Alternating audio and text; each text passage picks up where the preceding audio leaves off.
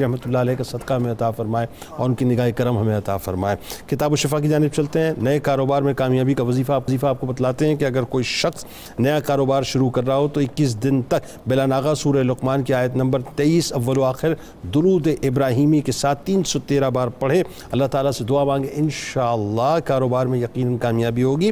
حضرت علی کریم کا کمال قول مبارک ہے کہ اپنے عہد و پیمان کو مضبوطی سے تھام کر رکھو اور خاکساری اختیار کرو تاکہ تم فلاح پا جاؤ۔ روزنامہ 92 نیوز میں آج مضمون ضرور پڑھیے گا محمد علی شاہ بخاری علیہ رحمہ کرمہ والا شریف کے حوالے سے، اور آپ وہاں موجود ہیں، ہم یہاں موجود ہیں، مل کے نعرہ لگائیں گے، لیکن اس سے پہلے ملک کے معروف شناخواں میرے چھوٹے بھائیوں کی طرح جناب صغیر احمد نقشبندی صاحب ہمارے ساتھ موجود ہیں۔ آپ کو خوش آمدید، السلام علیکم۔